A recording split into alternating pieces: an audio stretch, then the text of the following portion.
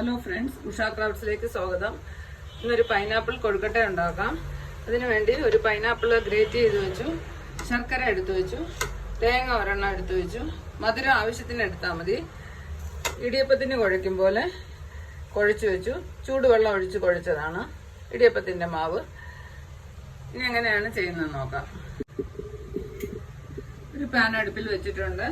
അതിൽ 2 table spoon നെയ്യ് ഒഴിച്ചു കൊടുക്കാം.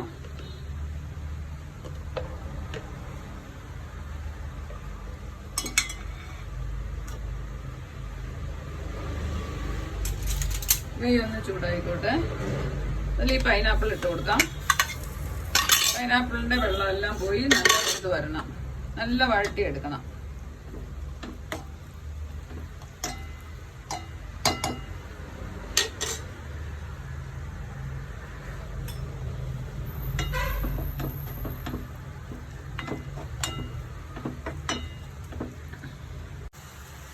മധുരം ചേർത്ത് കൊടുക്കാം. ശർക്കരയാണ്. ഇതൊരു 4 ടേബിൾ സ്പൂൺ ആദ്യം ഇട്ട് നോക്കാം. നിറച്ചെടുക്കണം.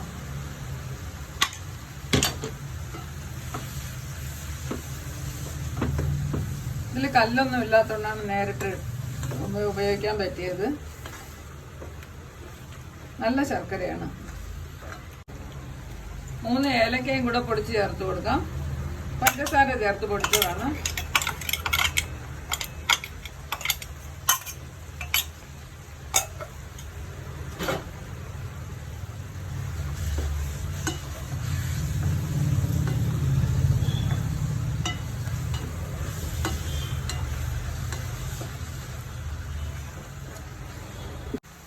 വെള്ളമെല്ലാം നല്ലതായിട്ട് വറ്റിയിട്ടുണ്ട്. ഇതൊന്ന് തണുപ്പിക്കാം.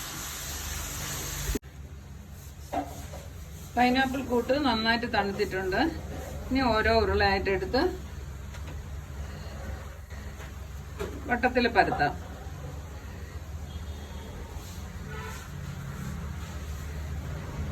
നടുക്ക് ഇതിൽ നിന്ന് കുറച്ച് വെച്ച് കൊടുക്കാം. എന്നിട്ട് മൂടാം. ക്രാക്കൊന്നും ഇല്ലാതെ നന്നായിട്ട് ഫോൾഡ് ചെയ്തെടുക്കണം.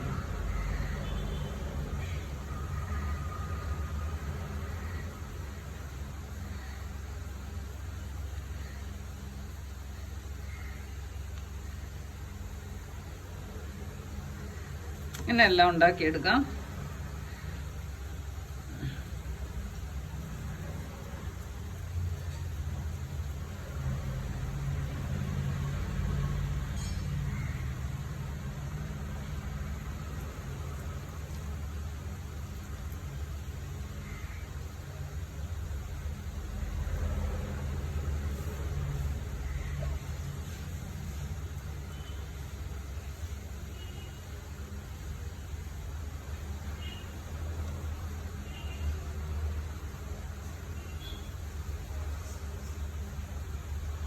ഇങ്ങനെ എല്ലാം റെഡിയാക്കി എടുക്കാം. സ്റ്റീമർ വെച്ചിട്ടുണ്ട്. അതിലോട്ട് പറക്കി വെച്ച് കൊടുക്കാം.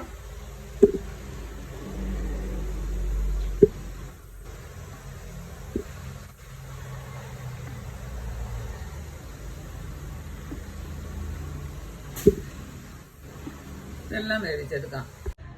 നന്നായിട്ട് വെന്തിട്ടുണ്ട്. ഇതൊന്ന് എടുത്ത് മാറ്റാം. നല്ല സോഫ്റ്റ് കൊഴുക്കട്ട റെഡിയായി.